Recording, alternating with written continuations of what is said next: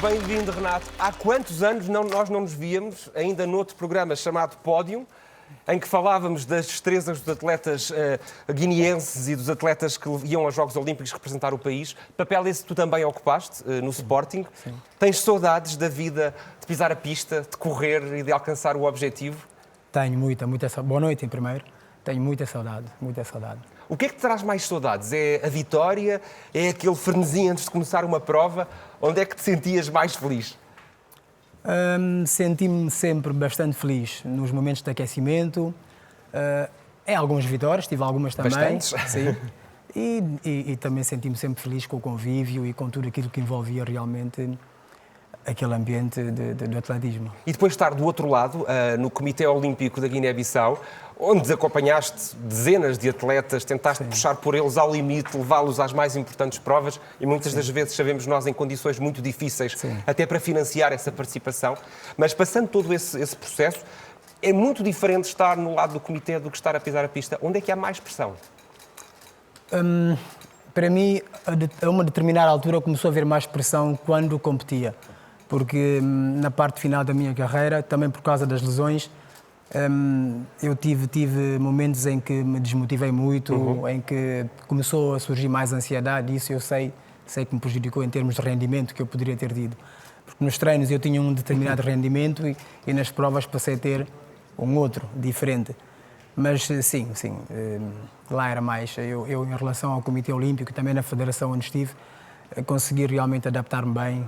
E, claro, que houve sempre pressão nesse tipo de trabalho, e há sempre, mas em termos de competição mesmo, senti que houve mais pressão. É sempre mais pressão quando o atleta está ali a representar o seu país e a levar milhares de pessoas consigo através da prova.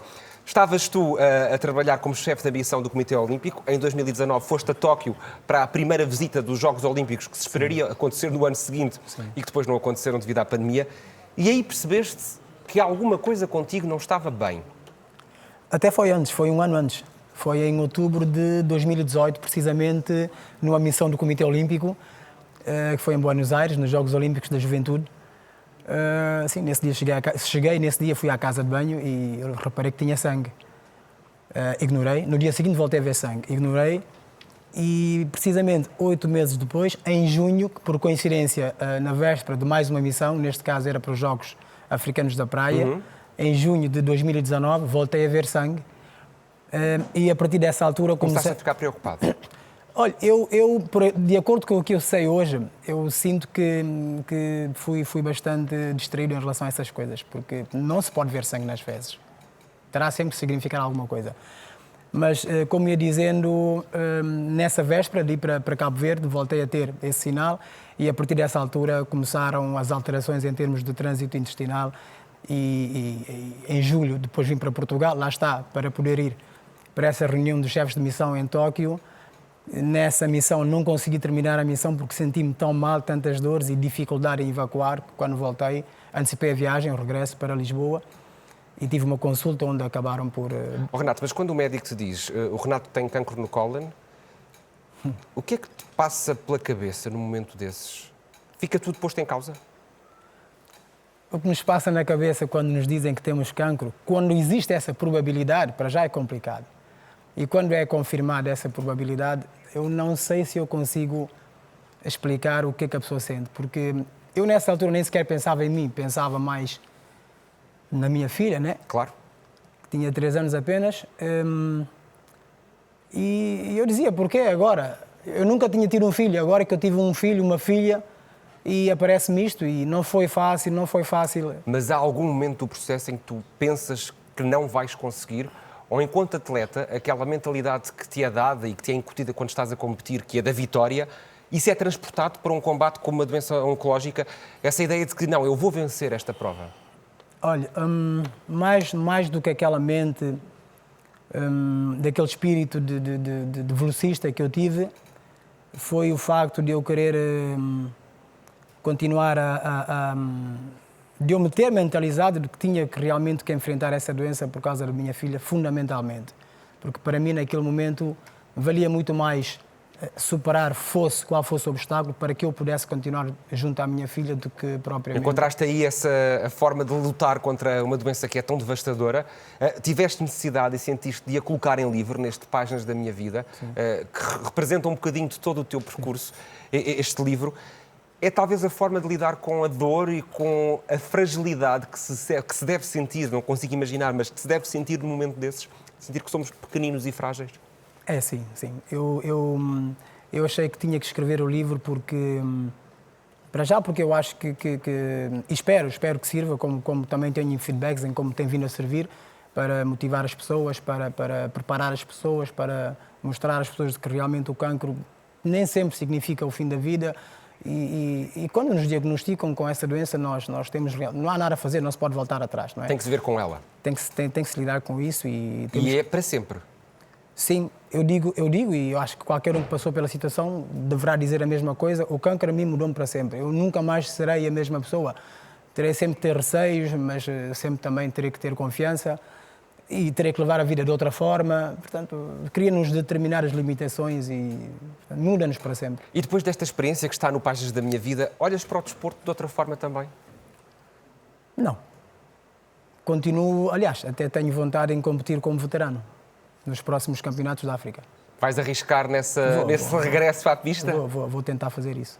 E esse regresso à pista é para seres campeão, obviamente. Para fazer boa figura a nível dos campeonatos da África. Quando se entra numa competição tem que ser para vencer. E isso Sim. é comum a qualquer atleta. Sim. O que é que difere aquele que ganha daquele que infelizmente não consegue ganhar tantas vezes? É o trabalho? É a sorte? É a genética? Qual é a diferença? Eu acho que quem pretende vencer trabalha sempre. Portanto, nesse aspecto, poderá haver uma diferença mínima em relação ao empenho que a pessoa aplica no seu trabalho. Mas há sempre a genética, que terá sempre alguma diferença, né? Mas é sobretudo uma questão de mentalidade? Sim, a mentalidade conta muito, a concentração, a cabeça, a vontade. Isso conta muito. Lá está, quando a cabeça funciona bem, o corpo funciona bem, não é? Acompanha, não é? Acompanha. Aliás, na doença, a cabeça teve que funcionar para que o corpo resistisse. Aprendeste essa lição, que a cabeça e o corpo têm que estar sempre sim. juntos, não é? Não há uma coisa sem a outra. Com o cancro aprende-se isso. Perguntando e olhando para o desporto na Guiné-Bissau, e tu que acompanhaste tantos atletas, hoje o desporto da Guiné-Bissau encontra-se numa posição melhor do que aquela quando tu competias?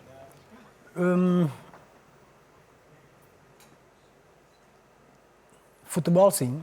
Eu não estava envolvido, mas eu penso que a Guiné-Bissau, como se vê, tem apresentado excelentes resultados em termos de futebol. A modalidade de luta continua também, judo. As outras vão fazendo o seu trabalho, vão dando o seu melhor. Mas falta ainda algum apoio, alguma estrutura para que atletas, por exemplo, do atletismo, passo o pleonasmo, possam ter melhores resultados? É preciso investir nos atletas na Guiné-Bissau? Sim, é preciso investir nos atletas, é preciso investir nas próprias instituições federativas.